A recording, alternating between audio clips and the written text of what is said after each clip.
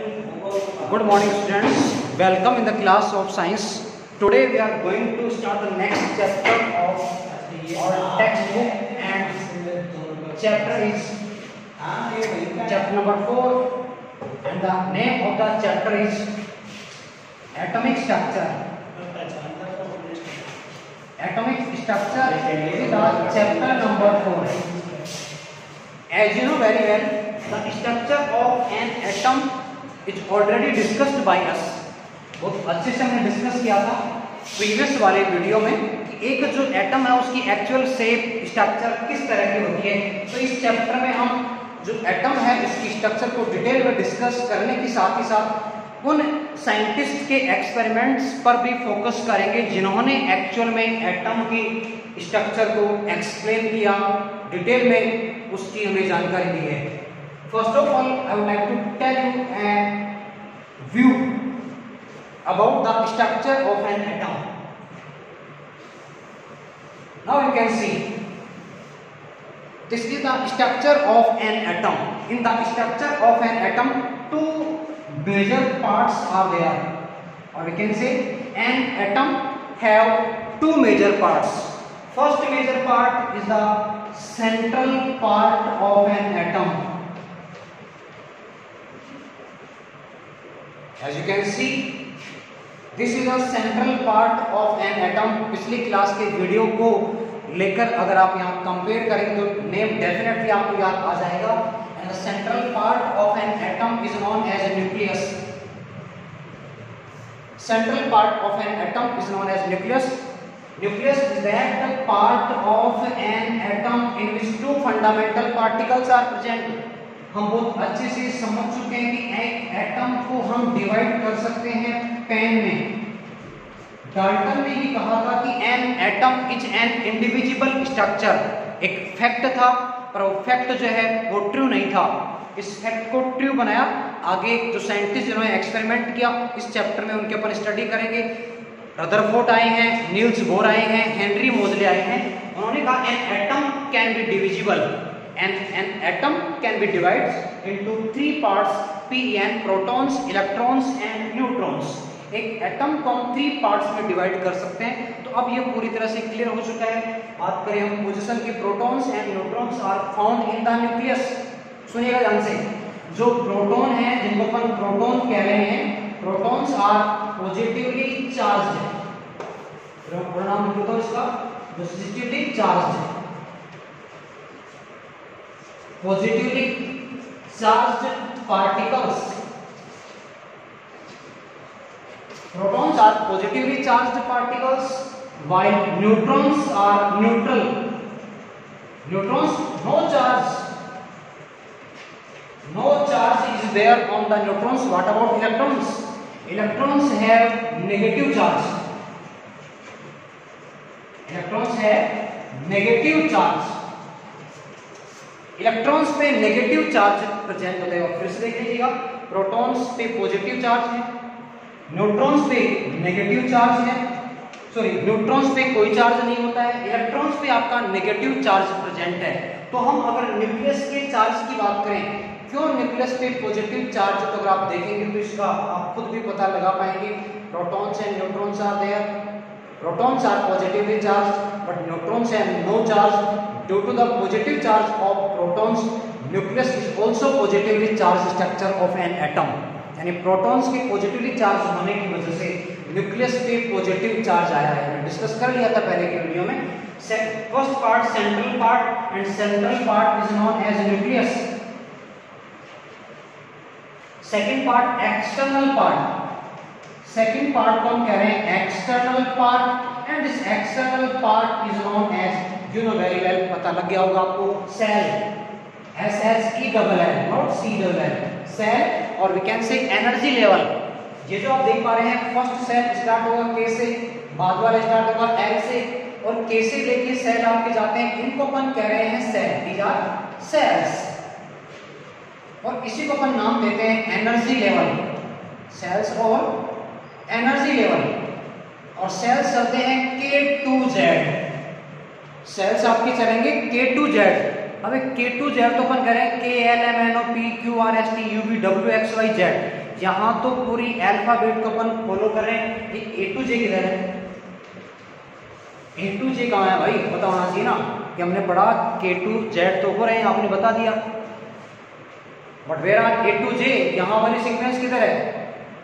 Now listen to me, the cells from A to J have so less energy. भाई देखिएगा, sales में कौन है? इलेक्ट्रॉन्स है, और सेल्स में जब इलेक्ट्रॉन रहेंगे तो डेफिनेटली वहां एनर्जी की रिक्वायरमेंट होगी।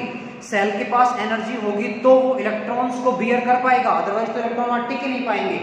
तो देखिए A to J किधर है, उसी का अपन यहाँ पे जो है बात कर रहे हैं। The cells from A to J have so less energy that they can not bear a single electron. Listen again, the cells from A to J have so less energy that they can not bear a single electron. इतनी कम energy होती है कि वो single electron को भी beer नहीं कर सकते हैं, इसलिए सेल्स में A to J को भी काउंट नहीं किया जाता है। सेल्स K से स्टार्ट करके हम Z तक जाते हैं। अब बात आती है कि इन सेल्स में इलेक्ट्रॉन जो फिल करेंगे, उन इलेक्ट्रॉन्स को फिल करने के लिए भी एक फॉर्मूला हम काम में लेते हैं, और हालांकि हम बात कर चुके हैं उस फॉर्मूला की। वो फॉर्मूला आपका है 2n²। 2n² is the formula which is used to fill the electrons in the cells of an atom। जितने भी सेल आएंगे, मान लीजिए अगर किसी एटम में 2 ही सेल हैं, एग्जांपल की हम बात करें लिथियम। लिथियम जो कि 3rd नंबर पे है पीरियोडिक टेबल में, इसका इलेक्ट्रॉनिक कॉन्फ़िगरेशन बनेगा 2,1। फर्स्ट सेल होगा K सेल, सेकंड वाला सेल यहाँ पे होगा L सेल, यानी फर्स्ट सेल में तो आप फिल करेंगे 2 इलेक्ट्रॉन, फर्स्ट वाले सेल में 2 करेंगे, K वाले में 2 करेंगे, L में 1 इलेक्ट्रॉन आप फिल करेंगे। तो इस केस में क्या होगा? सेल केवल 2 ही होंगे। तो एटॉमिक नंबर पे डिपेंड करेगा कि किसी एटम में कितने सेल हो सकते हैं। तो इस तरह से हमने बात कर ली है कि किस तरह से एक एटम की स्ट्रक्चर है। वापस सुन लीजिएगा, central part of an atom is known as nucleus in which protons and neutrons are located. Due to the positive charge of protons, nucleus is also positively charge structure. The external part of an atom is known as cell or energy level, in which electrons are filled with the help of a formula which is known as 2n²। Okay, sorry।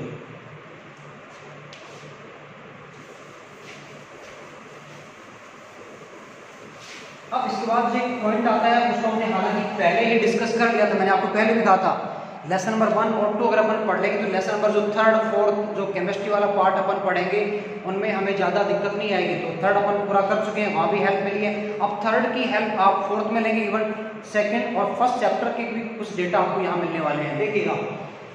अब कुछ मैं symbols आपको बताने वाला हूँ। First जो पहले इसके अपन ने चैप्टर लिया था 3rd वाला चैप्टर, उसमें कुछ सिम्बल्स हमने लिए थे। आज हम सिम्बल्स को थोड़ा सा आगे बढ़ाते हैं।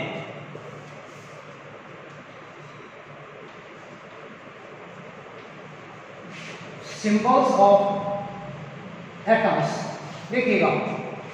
चलिए अब फिर से स्टार्ट करते हैं। फर्स्ट वन एटॉमिक नंबर के साथ हम बात कर रहे हैं। फर्स्ट वन हाइड्रोजन, हम पहले भी डिस्कस कर चुके तो ज्यादा टाइम यहाँ पे नहीं लगाएंगे। सेकंड वन हीलियम, सेकंड आपका है helium. Third one lithium, fourth one beryllium,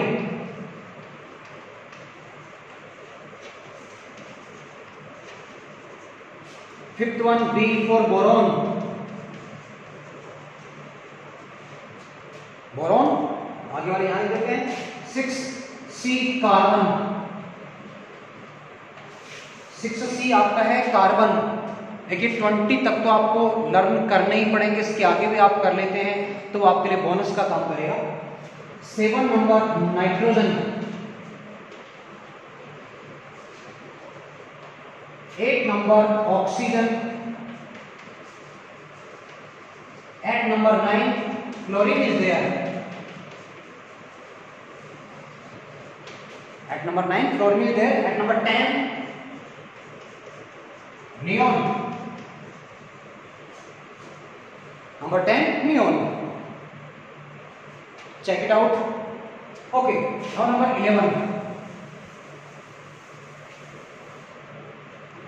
11 number Na sodium, 12 Mg magnesium,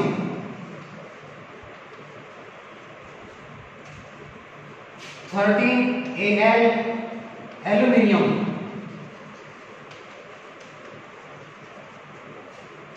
14 Si silicon,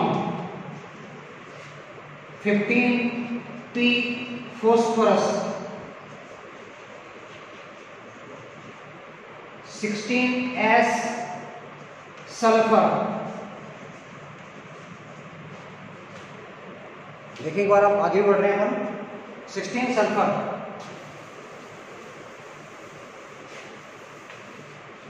आप पोज करके भी इनको अच्छे से देख सकते हैं। आप वीडियो को पोज करने के बाद फिर से आपको जो है एटॉमिक नंबर के साथ सिंबल दिख जाएंगे।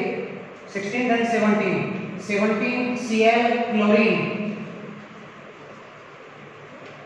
17 Cl chlorine, then 18 Ar argon, then 19 K potassium, 20 Ca calcium, 20 Ca calcium. इसके बाद वाले हम डिस्कस करेंगे।